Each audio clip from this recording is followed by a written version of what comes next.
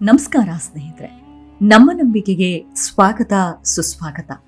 ಸ್ನೇಹಿತರೆ, ರಾಜನಾದವನು ತಂದೆಗೆ ಸಮಾನ ಅಂತಾರೆ. ಮಕ್ಕಳು ತಪ್ಪು ಮಾಡಿದರೆ ದಂಡಿಸುವ ಅಧಿಕಾರವು ತಂದೆಯಾದವನಿಗೆ ಇದೆ. ಆದರೆ ಅಂದಿನ ಕಾಲದ ರಾಜರು ತಮ್ಮ ಆಡಳಿತಾವಧಿಯಲ್ಲಿ ನೀಡ್ತಾ ಇದ್ದ ಶಿಕ್ಷೆಗಳು ಮಾತ್ರ ಘನಘೋರವಾಗಿರ್ತಿದ್ವು. ನಾವಿವತ್ತು ಕೇರಳದಲ್ಲಿ ನಡೆದ ಒಂದು ಘಟನೆ ಹಾಗೂ ಗ್ವಾಲಿಯರ್ ಕೋಟೆಯಲ್ಲಿ ಕೊಡಲಾಗ್ತಾ ಇದ್ದ ಶಿಕ್ಷೆಯ ಬಗ್ಗೆ ಮಾತನಾಡೋಣ. ಸ್ನೇಹಿತರೆ, ನಮ್ಮ ದೇಶಕ್ಕೆ ಒಂದು ಬಲಿಷ್ಠವಾದ ಸಂವಿಧಾನ ಸಿಗದೆ, ಪ್ರಜಾಪ್ರಭುತ್ವ ರಾಷ್ಟ್ರವಾಗದೆ ರಾಜ್ಯವಂಶಸ್ಥರ ಆಳ್ವಿಕೆಯೇ ಮುಂದುವರೆದಿದ್ರೆ ಇವತ್ತು ನಿಜಕ್ಕೂ ಜನರ ಪಾಡು ಏನಾಗ್ತಿತ್ತೋ ಏನೋ. ಅದನ್ನು ಊಹಿಸ್ಕೊಳ್ಳೋದಕ್ಕೂ ಕೂಡ ಕಷ್ಟವೇ. ನೋಡಕ್ ಹೋದ್ರೆ ನಮ್ಮ ದೇಶದಲ್ಲಿ ಅನೇಕ ರಾಜ ಮಹಾರಾಜರು ಮಾಡಿರೋದು ಇದನ್ನೇ. ತಮ್ಮ ವಿರುದ್ಧ ಯಾರೇ ಸಂಚು ಮಾಡಿದ್ರು, ಯಾರೇ ಧ್ವನಿ ಎತ್ತಿದ್ರು ಅವರನ್ನ ಮುಗಿಸಿಬಿಡ್ತಾ ಇದ್ರು. ಹುಡುಕ್ತಾ ಹೋದ್ರೆ ಲೆಕ್ಕವಿಲ್ಲದಷ್ಟು ಇಂತಹ ಸಾಕಷ್ಟು ಉದಾಹರಣೆಗಳು ಚರಿತ್ರೆಯಲ್ಲಿ ದಾಖಲಾಗ್ತಾ ಹೋಗ್ತವೆ. ಅದನ್ನ ತೆಗೆದ್ರೆ ಅಲ್ಲಿ ಕಾಣಸಿಗೋದು ಇಂತಹ ರಕ್ತದ ಕಲೆಗಳ ಪುಟಗಳೇ. ಅವೆಲ್ಲವೂ ಭಯಾನಕ. ಅವುಗಳ ಬಗ್ಗೆ ತಿಳಿದುಕೊಂಡ್ರೆ ರಾಜರುಗಳು ಯಾಕೆ ಅಷ್ಟೊಂದು ನಿರ್ದಯಿಯಾಗಿ ನಡೆದುಕೊಳ್ತಾ ಇದ್ರು ಅಂತ ಅನ್ಸುತ್ತೆ. ಅಂಥದ್ದೇ ಮತ್ತೆರಡು ಕಥೆಗಳನ್ನ ನಿಮ್ಮ ಮುಂದೆ ಇಡ್ತೀವಿ. ಮೊದಲನೇದಾಗಿ ಕೇರಳ. ನಿಜಕ್ಕೂ ಇದಕ್ಕೆ ಕರೆಯೋದೇ ದೇವರ ನಾಡು ಅಂತ. ಇದರಿಂದಲೇ ಏನೋ ಇದು ಅತ್ಯಂತ ಸುಂದರವಾಗಿದೆ. ತೆಂಗಿಗೆ ಪ್ರಖ್ಯಾತಿ ಪಡೆದುಕೊಂಡಿದೆ, ಶಿಕ್ಷಣಕ್ಕೆ ಪ್ರಸಿದ್ಧಿಯಾಗಿದೆ, ದೇಶದಲ್ಲೇ ನಂಬರ್ 1 ಸಾಕ್ಷರತೆಗೆ ಹೆಸರಾಗಿದೆ. ಇಂಥ ರಾಜ್ಯದಲ್ಲೂ ನಡೆದ ಒಂದು ಘೋರ ಘಟನೆಯನ್ನ ಇವತ್ತು ಹೇಳ್ತೀವಿ ಕೇಳಿ. ದಕ್ಷಿಣ ಕೇರಳದಲ್ಲಿ ನಡೆದ ಒಂದು ಘಟನೆ ಇದು. ಇಲ್ಲಿ ಧ್ರುವಾಂಗ್ ಅನ್ನೋ ರಾಜಧಾನಿ. ಇದನ್ನ ಆಳ್ವಿಕೆ ಮಾಡ್ತಾ ಇದ್ದವನು ಮಾರ್ಥಾಂಡ ವರ್ಮ. ಈತ ಅತ್ಯಂತ ಬಲಿಶಾಲಿ. ತಿರುವಾಂಕೂರನ್ನ ಸ್ಥಾಪನೆ ಮಾಡಿದ್ದು ಈತನೇ. ತನ್ನ ಸಾಮರ್ಥ್ಯದಿಂದಲೇ ಅನೇಕ ರಾಜ್ಯಗಳ ಮೇಲೆ ದಂಡೆತ್ತಿ ಹೋಗಿ ಅವುಗಳನ್ನ ವಶಪಡಿಸಿಕೊಂಡು ಬಿಟ್ಟಿದ್ದ. ಆದರೆ ಅಷ್ಟೇ ನಿರ್ದಯಿ ದೊರೆ ಕೂಡ. ಯಾರೇ ತಪ್ಪು ಮಾಡಿದ್ರು, ಯಾರೇ ರಾಜದ್ರೋಹದ ಕೆಲಸ ಮಾಡಿದ್ರು ಅಂತ ಗೊತ್ತಾದ್ರೆ ಸಾಕು, ಅಂಥವರ ಕಥೆಯನ್ನ ಮುಲಾಜಿಲ್ಲದೆ ಮುಗಿಸ್ಬಿಡ್ತಾ ಇದ್ದ. ಅದೇ ರೀತಿ ಡಚ್ಚರನ್ನ ಸೋಲಿಸಿ ಮಣ್ಣು ಮುಟ್ಟಿಸಿದ್ದ.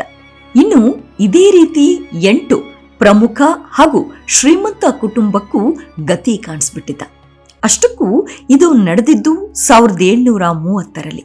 ಇಲ್ಲಿ ಎಟುವಿಟ್ಟಲ್ ಪಿಲ್ಲಿಮಾರ್ ಅಂದ್ರೆ 8 ಪ್ರಮುಖ ಕುಟುಂಬಗಳು ಇದ್ವು. ಅವು ಸಾಕಷ್ಟು ಪ್ರಬಲ ಮನೆತನಗಳಾಗಿದ್ವು. ಅದು ಎಷ್ಟರ ಮಟ್ಟಿಗೆ ಅಂದ್ರೆ ರಾಜನಿಗೆ ಟಕ್ಕರ್ ಕೊಡುವಷ್ಟು, ಲೆಕ್ಕವಿಲ್ಲದಷ್ಟು ಜಮೀನುಗಳನ್ನ ಹೊಂದಿದ್ರು. ಅವರದ್ದೇ ಆದ ಸೇನೆ ಕೂಡ ಇತ್ತು. ಇನ್ನಷ್ಟು ಹೇಳಬೇಕು ಅಂದ್ರೆ ದೇಶದ ಅತ್ಯಂತ ಶ್ರೀಮಂತ ದೇಗುಲಗಳಲ್ಲಿ ಒಂದಾದ ಪದ್ಮನಾಭ ದೇಗುಲದ ಮೇಲೆ ಇವರ ಪ್ರಾಬಲ್ಯವಿತ್ತು. ರಾಜ ಏನಾದ್ರೂ ದೇವಸ್ಥಾನದ ವಿಚಾರವಾಗಿ ಮುಂದುವರಿಬೇಕು, ಅಲ್ಲಿ ಏನಾದ್ರೂ ನಿರ್ಮಾಣ ಕಾರ್ಯ ಕೈಗೊಳ್ಳಬೇಕು ಅಂದ್ರೆ ಇವರನ್ನ ಒಂದು ಮಾತು ಕೇಳಲೇಬೇಕಿತ್ತು. ವಾಸ್ತವವಾಗಿ ಇದು ರಾಜ ಮಾರ್ಥಾಂಡ ವರ್ಮನಿಗೆ ಇಷ್ಟವಾಗ್ತಾ ಇರಲಿಲ್ಲ. ಹೇಗಾದ್ರೂ ಮಾಡಿ ಇದಕ್ಕೆ ಅಂತ್ಯ ಕಾಣಿಸ್ಲೇಬೇಕು ಅಂದ್ಕೊಂಡಿದ್ದ. ಅದಕ್ಕೆ ತಕ್ಕಂತೆ ಇಲ್ಲೇನಾಗುತ್ತೆ ಅಂದ್ರೆ ಈ 8 ಕುಟುಂಬಗಳು ತಮಗೆ ತಾವೇ ಹಳ್ಳ ತೋಡ್ಕೊಂಡ್ಬಿಡ್ತಾರೆ. ಈ 8 ಪ್ರಬಲ ಕುಟುಂಬಗಳು ಏನ್ ಮಾಡುತ್ತವೆ ಅಂದ್ರೆ ಅದೊಂದು ದಿನ ಗುಟ್ಟಾಗಿ ಸಭೆ ಸೇರಿ ಒಂದು ಸಂಚು ರೂಪಿಸಿದ್ರು. ಅದೇನಂದ್ರೆ ರಾಜ ಮಾರ್ಥಾಂಡನ ವಿರುದ್ಧ ಹೋರಾಡಿ ರಾಜ್ಯವನ್ನ ವಶಪಡಿಸಿಕೊಳ್ಳೋದು ಅಂತ. ಈ ವಿಚಾರ ಹಾಗೋ ಹೀಗೋ ರಾಜ ಮಾರ್ಥಾಂಡನ ಕಿವಿಗೆ ಈ ಸುದ್ದಿ ಬೀಳುತ್ತೆ. ಇದರಿಂದ ರಾಜ ಆಕ್ರೋಶಗೊಳ್ತಾನೆ. ಇವರ ತಂತ್ರಕ್ಕೆ ಪ್ರತಿತಂತ್ರ ರೂಪಿಸಲೇಬೇಕು ಅಂತ ನಿರ್ಧಾರ ಮಾಡ್ತಾನೆ. ಅಷ್ಟಕ್ಕೂ ಇದು ಸತ್ಯಾನ ಮಿಥ್ಯಾನ ಅಂತ ತಿಳಿದುಕೊಳ್ಳುವ ಗೋಜಿಗೂ ಕೂಡ ಹೋಗೋದಿಲ್ಲ. ಅಷ್ಟರಲ್ಲೇ ಅರಟ್ಟು ಅನ್ನೋ ಹಬ್ಬ ಬರುತ್ತೆ. ಇದನ್ನ ಅತ್ಯಂತ ವಿಜೃಂಭಣೆಯಿಂದ ಆಚರಣೆ ಮಾಡಲು ರಾಜ ನಿರ್ಧಾರ ಮಾಡ್ತಾನೆ. ಅದರಂತೆ ಆ 8 ಕುಟುಂಬಗಳಿಗೂ ಆಹ್ವಾನ ಮಾಡ್ತಾನೆ. ರಾಜನೇ ಸ್ವತಃ ಕರೆದ ಮೇಲೆ ಬರಲ್ಲ ಅನ್ನೋಕ್ಕಾಗಲ್ಲ. ಇದರಿಂದ ಎಲ್ಲರೂ ಕುಟುಂಬ ಸಮೇತರಾಗಿ ಬರ್ತಾರೆ. ಆದ್ರೆ ಇಲ್ಲೇ ನೋಡಿ ನಡೆಯಬಾರದ್ದು ನಡೆದು ಹೋಗೋದು. ತಕ್ಷಣ ಎಲ್ಲರನ್ನೂ ಬಂಧಿಸೋಕೆ ಆದೇಶ ಕೊಟ್ಟುಬಿಡ್ತಾನೆ. ಸೈನಿಕರು ಗಂಡಸರು, ಹೆಂಗಸರು, ವೃದ್ಧರು, ಮಕ್ಕಳು ಎಲ್ಲರನ್ನೂ ವಶಕ್ಕೆ ತೆಗೆದುಕೊಳ್ತಾರೆ. ಸಾಲದಕ್ಕೆ ಅನೇಕ ಗಂಡಸರನ್ನ ಮಾರುಕಟ್ಟೆ ಪ್ರದೇಶದಲ್ಲಿ ಸಾರ್ವಜನಿಕವಾಗಿ ನೇಣು ಹಾಕಿ ಸೇಬಿಡ್ತಾನೆ. ಇದರ ಉದ್ದೇಶ ಸ್ಪಷ್ಟ. ಯಾರು ತಮ್ಮ ವಿರುದ್ಧ ಧ್ವನಿ ಎತ್ತಬಾರದು ಅನ್ನೋದಾಗಿರುತ್ತೆ. ಅನೇಕರನ್ನ ನೇಣಿಗೆ ಹಾಕಿಸಿದ ರಾಜ ಅವರ ಅಷ್ಟೂ ಆಸ್ತಿಗಳನ್ನ ಮುಟ್ಟುಗೋಲು ಹಾಕಿಸ್ತಾನೆ, ಮನೆಗಳನ್ನ ಧ್ವಂಸ ಮಾಡಿಸ್ತಾನೆ. ಅಷ್ಟೇ ಅಲ್ಲ, ಅವರ ಹೆಸರು ಯಾವ ದಾಖಲೆಯಲ್ಲೂ ಇಲ್ಲದಂತೆ ಮಾಡಿಬಿಡ್ತಾನೆ. ಹೀಗೆ ತನ್ನ ವಿರುದ್ಧ ಸಂಚು ಮಾಡಲು ಹೊರಟಿದ್ದ ಆ 8 ಕುಟುಂಬವನ್ನ ಸಂಪೂರ್ಣ ಸರ್ವನಾಶ ಮಾಡಿಬಿಡ್ತಾನೆ. ಇದನ್ನ ನೋಡಿದ ಪ್ರಜೆಗಳು ಮುಂದೆ ಯಾರೂ ಇಂಥ ತಪ್ಪು ಮಾಡಲು ಭಯ ಪಡುವಂತಾಗುತ್ತೆ. ಈ ಕೃತ್ಯ ಸರ್ಕಾರಿ ದಾಖಲೆಗಳಲ್ಲೇ ಇದೆ. ಹೀಗೆ ದಕ್ಷಿಣ ಕೇರಳದಲ್ಲಿ ಮಾರ್ಥಾಂಡವರ್ಮ ಮಹಾರಾಜ 8 ಪ್ರಬಲ ಕುಟುಂಬವನ್ನ ಮಟ್ಟ ಹಾಕಿದ. ಇದು ನಡೆದು ನೂರಾರು ವರ್ಷಗಳು ಕಳೆದಿದ್ರೂ ಇವತ್ತಿಗೂ ಈ ಭಾಗದ ಜನರು ಇದರ ಬಗ್ಗೆ ಮಾತನಾಡ್ತಾರೆ. ಈ ವಿಚಾರ ಹಾಗಿರ್ಲಿ, ಇದರ ನಡುವೆ ನಾವು ಇದೇ ಕೇರಳದಲ್ಲಿದ್ದ ಇನ್ನೊಂದು ಅಮಾನವೀಯ ಪದ್ಧತಿಯ ಬಗ್ಗೆ ಮಾತಾಡೋಣ. ಇದು ಕೇರಳದಲ್ಲಿ ಮಾತ್ರವಲ್ಲ, ಇದು ಭಾರತದಾದ್ಯಂತ ಇತ್ತು. ಆದರೆ ಕೇರಳದಲ್ಲಿ ಹೇಗಿತ್ತು ಅನ್ನೋದ್ರ ಬಗ್ಗೆ ಮಾತನಾಡ್ತಾ ಹೋಗೋಣ. ಇದನ್ನ ಇಲ್ಲಿ OGM ಪದ್ಧತಿ ಅಂತ ಹೇಳಲಾಗ್ತಾ ಇತ್ತು. ಇದು ನಡೀತಾ ಇದ್ದಿದ್ದು ಜಾತಿ ಆಧಾರಿತದ ಮೇಲೆ. ಕೆಳವರ್ಗದ ಜನರು ಮೇಲ್ವರ್ಗದವರ ಸೇವೆ ಮಾಡಬೇಕಾಗಿತ್ತು. ಮನೆ ಕೆಲಸ ಮಾಡೋದು, ಜಮೀನಿನಲ್ಲಿ ದುಡಿಯೋದು ಮಾಡಬೇಕಿತ್ತು. ಏನೇ ಕೆಲಸ ಆದ್ರೂ ಇವರೇ ಮಾಡಬೇಕಾಗಿತ್ತು. ಆದರೆ ಅದಕ್ಕೆ ಯಾವುದೇ ಸಂಬಳ ಅನ್ನೋದು ಇರ್ತಾ ಇರಲಿಲ್ಲ. ಇನ್ನೂ ಒಂದು ಅಮಾನವೀಯ ಅಂದ್ರೆ ಇವರ ಮೇಲೆ ಇಲ್ಲ ಸಲ್ಲದ ತೆರಿಗೆಗಳನ್ನ ಹಾಕ್ಲಾಗ್ತಾ ಇತ್ತು. ಈ ಕುಟುಂಬದಲ್ಲಿ ಯಾವುದಾದ್ರೂ ಮದುವೆ ಮಾಡಿದ್ರು ಇದಕ್ಕೆ ತೆರಿಗೆ ಕಟ್ಟಬೇಕಿತ್ತು.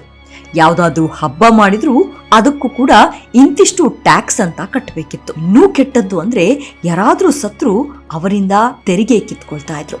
ನಿಜಕ್ಕೂ ಹೀಗೆ ಕೆಳವರ್ಗದವರನ್ನ ನಡೆಸ್ಕೊಳ್ತಾ ಇದ್ದವರು ಮನುಷ್ಯ ಅಂತ ಕರೆಸ್ಕೊಳ್ಳೋದಕ್ಕೂ ಅರ್ಹರಲ್ಲ ಅಂತ ಹೇಳ್ಬೋದು. ಇನ್ನೂ ಒಂದು ವಿಚಾರ ಅಂದ್ರೆ ಮೇಲ್ವರ್ಗದವರು ಕೆಳ ಸಮುದಾಯದವರನ್ನ ಕೊಲ್ಲಲೂಬಹುದಿತ್ತು. ಹೀಗೆ ಕೊಂದ್ರು ಅವರನ್ನ ಯಾವುದೇ ಶಿಕ್ಷೆಗೆ ಗುರಿಪಡಿಸ್ತಾ ಇರಲಿಲ್ಲ. ಆದ್ರೆ ಅದೇ ಕೆಳವರ್ಗದವರೇನಾದ್ರೂ ಮೇಲ್ವರ್ಗದವರನ್ನ ಕೊಂದು ಬಿಟ್ರೆ ಅಥವಾ ಅವರ ವಿರುದ್ಧ ಧ್ವನಿ ಎತ್ತಿದ್ರೆ ಅವರನ್ನ ಘೋರ ಶಿಕ್ಷೆಗೆ ಗುರಿಪಡಿಸಲಾಗ್ತಾ ಇತ್ತು. ಅದು ಎಂಥ ಶಿಕ್ಷೆ ಅಂತೀರಾ? ಅದಕ್ಕೆ ಚಿತ್ರವಧಂ ಅಂತಿದ್ರು. ಅದು ಹೇಗಂದ್ರೆ ಒಂದು ಕಬ್ಬಿಣದ ಪಂಜರದೊಳಗೆ ಅವರನ್ನ ಕೂಡಿ ಅದನ್ನ ಮಾರುಕಟ್ಟೆಯ ಜಾಗದಲ್ಲಿ ನೇತು ಹಾಕ್ಲಾಗ್ತಿತ್ತು. ಅವರಿಗೆ ಕುಡಿಯೋಕೆ ಒಂದೇ ಒಂದು ಹನಿ ನೀರು ಕೊಡ್ತಾ ಇರಲಿಲ್ಲ. ಒಂದು ತುತ್ತು ಅನ್ನವನ್ನು ಕೂಡ ಕೊಡ್ತಾ ಇರಲಿಲ್ಲ. ಆತ ಹಸಿದು ಬಿಸಿಲಲ್ಲಿ ಒಣಗಿ ಯಾತನೆ ಪಟ್ಕೊಂಡು ನಿಧಾನವಾಗಿ ಹಸಿವಿನಿಂದ ಪ್ರಾಣ ಬಿಡಬೇಕಿತ್ತು. ರಣಹದ್ದುಗಳು ಆತನ ದೇಹವನ್ನ ಕಿತ್ತು ತಿನ್ನುತ್ತಿದ್ವು. ಇದೆಲ್ಲವೂ ಕೇವಲ ಕೆಳ ಸಮುದಾಯಕ್ಕೆ ಸೇರಿದವರಿಗಷ್ಟೇ ಅನ್ವಯ ಆಗ್ತಾ ಇತ್ತು. ಆದ್ರೆ ಮುಂದುವರೆದ ಜಾತಿಯವರು ತಪ್ಪು ಮಾಡಿದ್ರು ಇದರಿಂದ ತಪ್ಪಿಸ್ಕೊಳ್ತಾ ಇದ್ರು. ಆದ್ರೆ ಮುಂದುವರೆದ ಸಮುದಾಯದವರು ಮಾತ್ರ ಒಂದು ಸಣ್ಣ ತಪ್ಪು ಮಾಡಿದ್ರು ಅದಕ್ಕೆ ಘೋರ ಶಿಕ್ಷೆ ಅನುಭವಿಸಬೇಕಾಗಿತ್ತು. ಪುಲಾಯ ಪರಾಯ, ನಾದರ್ ಅಥವಾ ಕುರುವ ಅನ್ನೋ ಸಮುದಾಯದಗಳು ಇಲ್ಲಿ ಶ್ರೀಮಂತರಿಗಾಗಿಯೇ ತಮ್ಮ ಜೀವವನ್ನ ತೆಯ್ತಾ ಇದ್ರು. ಇದನ್ನ ಅಲ್ಲಿರುವ ಪ್ರಾಧ್ಯಾಪಕ ಹಾಗೂ ಸಂಶೋಧಕರಾದ ಡಾಕ್ಟರ್ ಬಾಲಕೃಷ್ಣನ್ ತಮ್ಮ ಸಂಶೋಧನಾ ಗ್ರಂಥದಲ್ಲಿ ದಾಖಲು ಮಾಡಿದ್ದಾರೆ. ಈಗ ಮತ್ತೊಂದು ರಾಜಮನೆತನದ ಬಗ್ಗೆ ನೋಡೋಣ. ಈ ರಾಜಮನೆತನದ ವಿರುದ್ಧ ಧ್ವನಿ ಎತ್ತಿದವರನ್ನ ಹೇಗೆ ದಮನ ಮಾಡ್ತಾ ಇತ್ತು ಅನ್ನೋದನ್ನ ನೋಡೋಣ. ಅದು ಕೂಡ ಅತ್ಯಂತ ಕ್ರೂರ ಅಂತಾನೆ ಹೇಳ್ಬೋದು. ಇದು ಮಧ್ಯಪ್ರದೇಶದ ಗ್ವಾಲಿಯರ್ ಕೋಟೆಯಲ್ಲಿ ದಾಖಲಾಗುತ್ತೆ. ಇದೊಂದು ಅದ್ಭುತ ಕೋಟೆ. ಈ ಕೋಟೆಯ ಕೆಳಗಿನ ಗುಪ್ತ ಕೋಣೆಗಳಲ್ಲಿ ಇತ್ತಂತೆ ಕೋಟ್ಯಾಂತರ ರೂಪಾಯಿ ಮೌಲ್ಯದ ಖಜಾನೆ. ಈ ಖಜಾನೆಗಳೆಲ್ಲ ಈಗಾಗಲೇ ರಾಜವಂಶಸ್ಥರ ಪಾಲಾಗಿದೆ. ಆದರೂ ಇಲ್ಲಿ ಇನ್ನೂ ಖಜಾನೆ ಇದೆ ಎಂದು ಕೆಲವರು ನಂಬಿದ್ದಾರೆ. ಮೊಘಲರು, ಮರಾಠರು ಹಾಗೂ ಸಿಂಧಿಯಾ ವಂಶಸ್ಥರು ಇಲ್ಲಿ ಆಳ್ವಿಕೆ ನಡೆಸಿದ್ದಾರೆ. ಆದರೆ ನಾವು ಹೇಳ್ತಾ ಇರೋ ವಿಷಯವೇ ಬೇರೆ. ಈ ಕೋಟೆ ನೋಡೋಕೆ ಎಷ್ಟು ಸುಂದರವಾಗಿದೆಯೋ ಅಷ್ಟೇ ಭಯಾನಕತೆಯ ಕಥೆಯನ್ನು ಹೇಳುತ್ತೆ. ಅದಕ್ಕೆ ಹೆಸರು ತಟ್ಟಿ ಖಾನ ಅಂತ. ಅದೇನು ಅನ್ನೋದನ್ನ ವಿವರವಾಗಿ ಹೇಳ್ತೀವಿ ಕೇಳಿ. ಈ ಕೋಟೆ 4 ಅಂತಸ್ತಿನಿಂದ ಕೂಡಿದೆ. ಆದ್ರೆ ಕೆಳಗಿನ 2 ಅಂತಸ್ತಿನಲ್ಲಿ ಕೆಲವು ಕೊಠಡಿಗಳು ಇವೆ. ಅದರಲ್ಲೂ 5ನೇ ಕೋಣೆ ಅತ್ಯಂತ ಭಯಾನಕ. ಇದೊಂದು ಸಣ್ಣ ಕೋಣೆ. 8x8 ವಿಸ್ತರಣೆ ಅಂದ್ರೆ ಲೆಕ್ಕ ಹಾಕೊಳ್ಳಿ, ಅದೆಷ್ಟು ಸಣ್ಣದಾದ ಕೊಠಡಿ ಅಂತ. ಅಲ್ಲಿಗೆ ರಾಜರು ಶಿಕ್ಷೆಗೆ ಗುರಿಯಾಗಿದ್ದವರನ್ನ ನೂಕಿ ಬಿಡ್ತಾ ಇದ್ರು. ಅಷ್ಟಕ್ಕೂ ಇಲ್ಲಿ ಶ್ರೀಮಂತರು, ಪ್ರತಿಷ್ಠಿತ ಮನೆತನದವರು ಎಲ್ಲರೂ ಇರ್ತಾ ಇದ್ರು. ಇದೊಂದು ಕಬ್ಬಿಣದಿಂದ ನಿರ್ಮಾಣವಾಗಿರೋ ಕೊಠಡಿ. ಇಲ್ಲಿ ಗಾಳಿ ಬೆಳಕು ಬರ್ತಾನೆ ಇರಲಿಲ್ಲ. ಅಂಥದ್ದೊಂದು ರೂಮ್ ಇದು. ಇಲ್ಲಿಗೆ ಯಾರಾದ್ರೂ ಹೋದ್ರೆ ಅವರ ಕತೆ ಮುಗಿತು, ಸತ್ರು ಅಂತಾನೆ ಲೆಕ್ಕ. ಇಷ್ಟೊಂದು ಸಣ್ಣ ಕೊಠಡಿಯಲ್ಲಿ ಹೇಗಿರಲು ಸಾಧ್ಯ ಹೇಳಿ? ಅದರಲ್ಲೂ ಹಲವರನ್ನ ಇಲ್ಲೇ ಕೂಡಿ ಹಾಕಲಾಗ್ತಾ ಇತ್ತು. ಒಬ್ಬರಿಗೊಬ್ಬರ ಮುಖವೂ ಕೂಡ ಕಾಣ್ತಿರ್ಲಿಲ್ಲ. 2 ದಿನಗಳಿಗೊಮ್ಮೆ ಒಂದು ರೊಟ್ಟಿ ಹಾಗೂ 1 ಲೋಟ ನೀರು ಅಷ್ಟೇ ಆಹಾರ. ಇದನ್ನ ಯಾಕೆ ಕೊಡ್ತಾ ಇದ್ರು ಅಂದ್ರೆ ಹೇಗಾದ್ರೂ ಬದುಕ್ಲಿ ಅಂತ.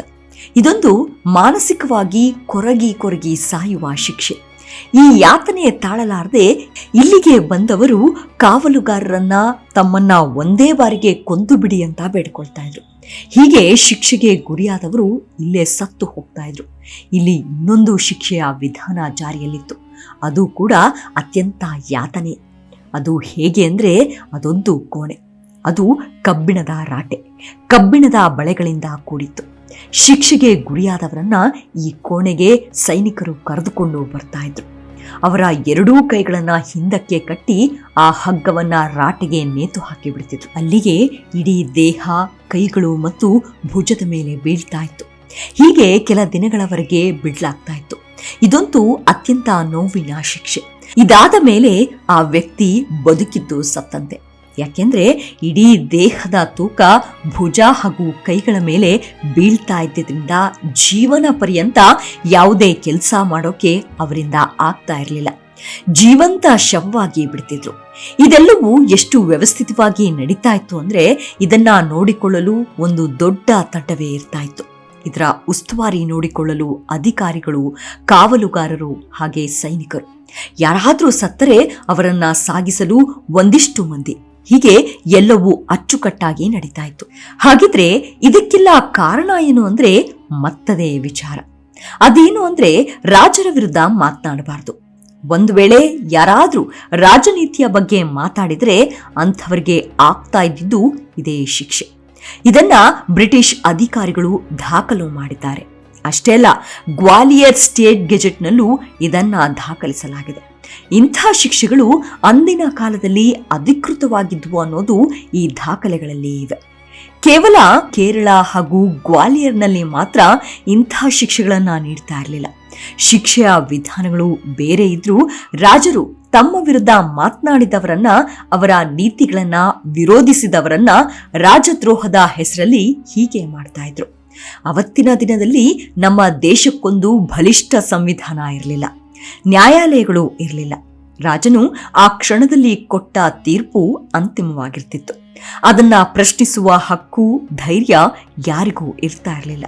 ಇದರ ಉದ್ದೇಶ ಅಷ್ಟೇ, ತಮ್ಮ ವಿರುದ್ಧ ಯಾರಾದ್ರೂ ಮಾತನಾಡಿದ್ರೆ ಇಂಥ ಗತಿ ಎದುರಾಗುತ್ತೆ ಅನ್ನೋದು. ಆ ಮೂಲಕ ಇತರರನ್ನ ಹದ್ಬಸ್ನಲ್ಲಿ ಇಡೋದು. ರಾಜರು ಜನಪರ ಕೆಲಸಗಳನ್ನ ಮಾಡ್ತಾ ಇದ್ರು, ಅಣೆಕಟ್ಟುಗಳನ್ನ ಕಟ್ಟಿದ್ರು, ಇನ್ನಿತರೆ ಅಭಿವೃದ್ಧಿ ಕೆಲಸಗಳನ್ನು ಮಾಡಿದ್ರು ಅನ್ನೋದ್ರಲ್ಲಿ ಅನುಮಾನವಿಲ್ಲ. ಆದ್ರೆ ಅದೇ ಸಮಯದಲ್ಲಿ ಇಂಥ ಕ್ರೂರ ನಡೆಗಳನ್ನ ಅನುಸರಿಸ್ತಿದ್ರು ಅನ್ನೋದು ಕೂಡ ಇತಿಹಾಸ ಹೇಳುವ ಸತ್ಯ. ನಮಸ್ಕಾರ.